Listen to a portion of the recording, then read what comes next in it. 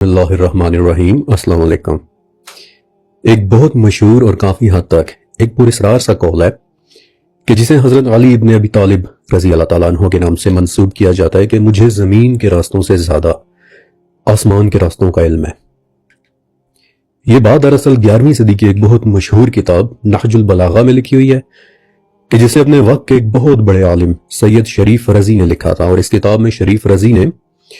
حضرت علی رضی اللہ تعالیٰ عنہ کے کچھ خطبات، تمام نہیں بلکہ کچھ خطبات اور خطوط اکٹھے کیے تھے،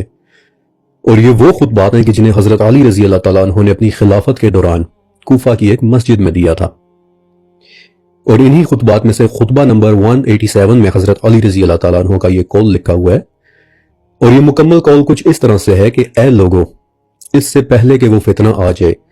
کہ جو مہار کو بھی اپنے پیروں کے نیچے رون دے، وہ فتنہ کہ جو لوگوں کی عقلیں زائل کر دے،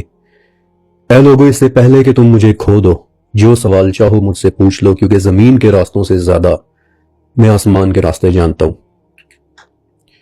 اب بہت سے لوگوں نے اس قول کو مختلف طریقوں سے لیا ہے۔ کچھ نے کہا ہے کہ اس کا مطلب ہے کہ حضرت علی رضی اللہ تعالیٰ عنہ آسمانی احکامات کو زمینی امور سے زیادہ جانتے تھے۔ کچھ نے بولا ہے کہ نہیں، یہ صرف فقہ کے علم کی بات ہو رہی ہے، اور کچھ نے سرے سے اس روایت کو جھوٹ قرار دے دیا کہ نہیں، یہ سب من گھڑت باتیں ہیں، حضرت علی رضی اللہ تعالیٰ عنہ نے ایسا کچھ نہیں کہا۔ جہاں تک یہ بات ہے کہ حضرت علی رضی اللہ تعالیٰ عنہ نے ایسا کچھ نہیں کہا، اس روایت میں اختلاف ہے، تو میری درخواست ہے کہ آپ کبھی پبلک میں دعوت کا کام کر کے دیکھیں، تو آپ ایسے بھی لوگوں سے ملیں گے کہ جن کے سامنے آپ قرآن کی آیات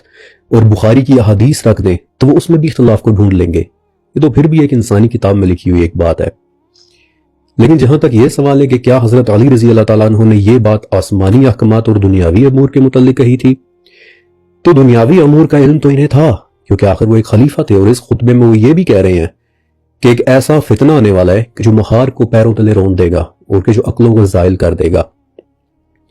اس لیے یہ بات کچھ فٹ نہیں بیٹھتی کہ یہاں آسمان کے راستوں سے مراد صرف دین کا علم ہے۔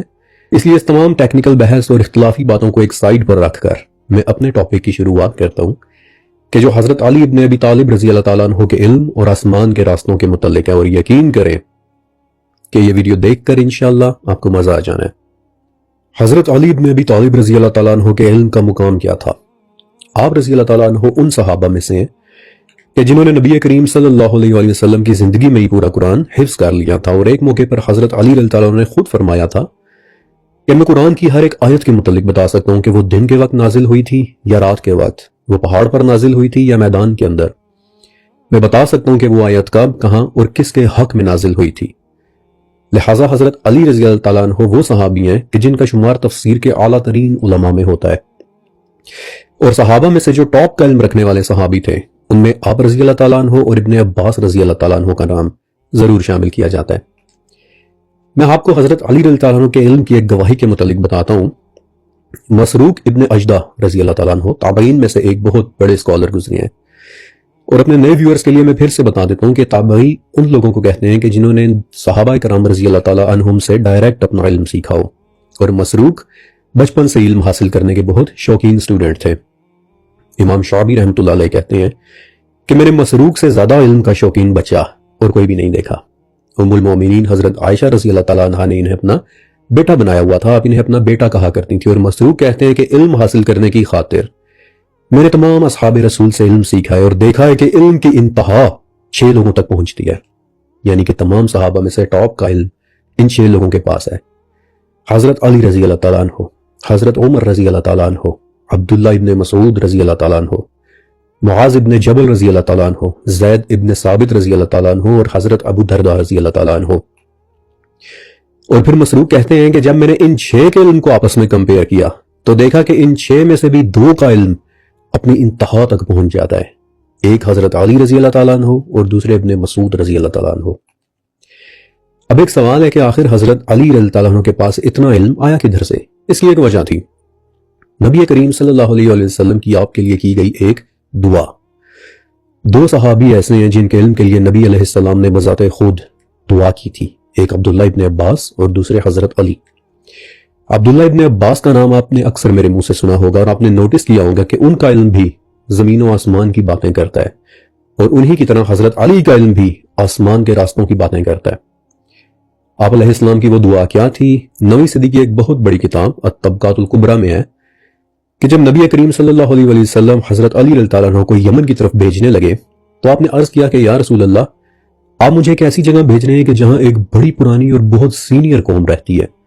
جبکہ میں تو یہ بھی نہیں جانتا کہ فیصلہ کرتے کیسے ہیں۔ یا رسول اللہ، مجھے خدشہ ہے کہ کہیں وہاں جا کر وہاں اپوائنٹ ہونے کا میں حق ادا نہ کر سکوں۔ اور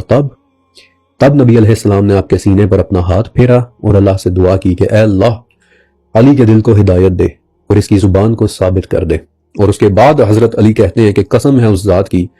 کہ جس نے دانے کو زمین سے نکالا ہے، کہ اس کے بعد ساری زندگی فیصلہ کرنے میں مجھے کبھی کوئی مشکل نہیں ہوئی۔ اور اسی واقعے کے بعد پھر انہوں نے یہ بات کہی تھی کہ کوئی آیت ایسی نہیں اتری جس کے متعلق میں یہ نہ جانتا ہوں کہ وہ دن کو نازل ہوئی یا رات کو، وہ پہاڑ پر نازل ہوئی یا میدان میں۔ اور اسی واقعے کے بعد مدینہ میں علم القضاء کے سب سے بڑے عالم حضرت علی بن ابی طالب رضی اللہ تعالیٰ عنہ سمجھے جاتے تھے۔ قضاء یعنی کہ فیصلے کرنے کا علم، اور اسی قضاء سے پھر لفظ قاضی نکلا ہے۔ اور آپ کے اس کمال کے پیچھے وہ کیا چیز تھی؟ نبی کریم صلی اللہ علیہ وسلم کی دعا، کہ جو آپ نے علی اور ابن عباس رضی اللہ تعالیٰ عنہم دونوں کے علم کے لیے اللہ سے مانگی تھی۔ اور پھر دیکھیں کہ آگے چل کر ان دونوں اصحاب کو پھر کیا ٹائٹلز ملے، ایک کو علم کا سمندر اور دوسرے کو علم کا شہر کا دروازہ، کیونکہ المستدرک للحاکم میں یہ حدیث ہے کہ میں علم کا شہر ہوں اور علی اس کا دروازہ ہے۔ لہٰذا حضرت علی رضی اللہ تعالیٰ عنہ کے علم میں شک کرنا ہمیں زیب نہیں دیتا۔